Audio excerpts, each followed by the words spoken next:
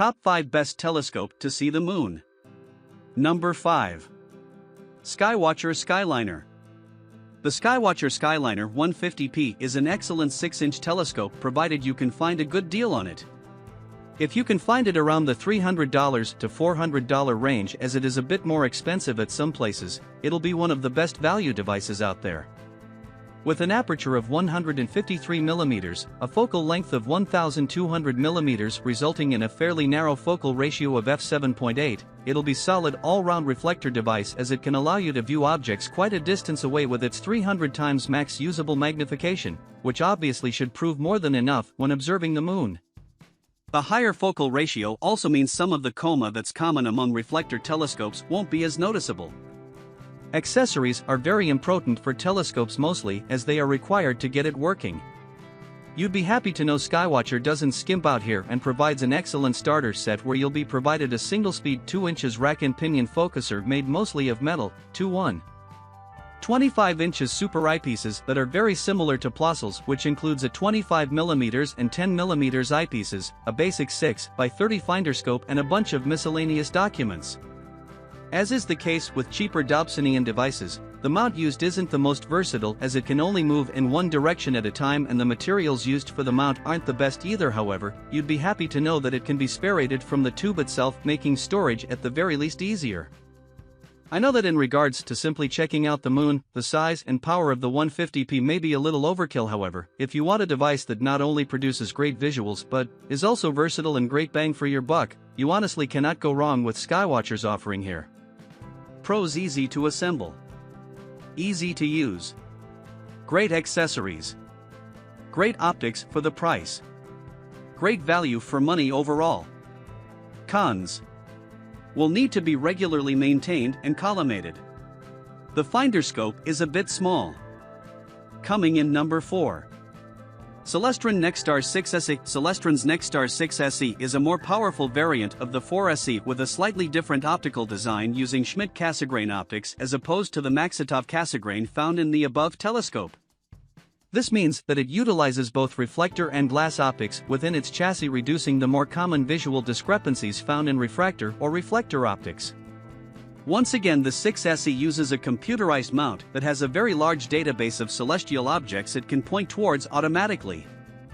It'll also be useful in aligning the optics too, which will make the whole setup process easier. As the 6SE is a bigger version of the 4SE, the specs are also better, where Celestron provides an aperture of 150mm, a focal length of 1500mm, which results in a focal ratio of f10 for this device. This means you'll be able to achieve a usable max magnification of around 250 to 300 times, whilst the narrower focal ratio does make it great for planet viewing and the moon too. Pros: it's very sturdy and low maintenance. Can see Jupiter, Saturn, the Messier catalog, other galaxies, and a ton more. Lightweight. Motorized and automated go-to mount. Easy to set up and align due to Sky Align software. Cons: the eyepiece is mediocre. The finder scope is poor. The mount is prone to failure due to poor manufacturing decisions. Coming in number 3. Celestron Nexstar 4SE. Celestron's Nexstar 4SE is the first computerized telescope on this list that utilizes what is known as a go-to mount. This mount basically uses motors that automatically align the device towards one of the various stars, clusters and planets within its database, and even tracks them automatically whilst you look through the eyepiece. Computerized telescopes are a great buy for individuals who believe they'd struggle with manually finding objects to view or don't want to deal with extra effort needed to look for celestial objects other than the moon. With an aperture of 102mm, a focal length of 1325mm, resulting in a focal ratio of f13. This means that this telescope won't be the most powerful, but it'll be more than competent for planetary viewing. Although with a max usable magnification of around 200 times, it won't necessarily be the most detailed device for astronomy. Another one of its positives has to do with the computerized mount, which will make it easier to find celestial objects, although, keep in mind it will add more to the overall price tag. Ultimately, the Nexstar 4SE is a good all-round telescope that is both compact and relatively powerful and will definitely serve you well. Pros: fairly easy to set up. Won't require a ton of maintenance. Very portable. Cons. It's a bit underpowered for the price. The booting sequence is annoying. Only one eyepiece provided. Coming in number 2. Zhumell Z114. Another more beginner-oriented telescope worth looking into is Zhumell Z114, which is yet another great tabletop Dobsonian device. It has specs which consists of an aperture of 114 mm, a focal length of 465 mm, resulting in a very fast and wide focal ratio of f/4.07. This means that the Zhumell will be able to achieve a usable magnification of around 150 times, which should be more than sufficient for viewing the moon among other entities within space. It goes without saying that the smaller form factor will provide weaker performance. Nevertheless, the specs of the Z114 are generally a great starting point for most newbies to the astronomy scene. In the box you'll get a 1.25 inches focuser, two 1.25 inches 17 mm and 10 mm eyepieces, a red dot finder and a fair few other manuals and miscellaneous paperwork. These accessories are quite good even if for maximum power purchasing better eyepieces may be necessary. As a whole, I do see the Z114 to be a genuinely solid pick for your moon viewing needs. Pros: good accessories in the box. Good specifications for the price. Very portable. Great for young kids due to its easy-to-use optics. Cons. The viewfinder is awkwardly positioned on the side. Will require regular maintenance due to exposed optics. Collimation process can be a bit finicky. Coming in number 1. Zhumell Z8.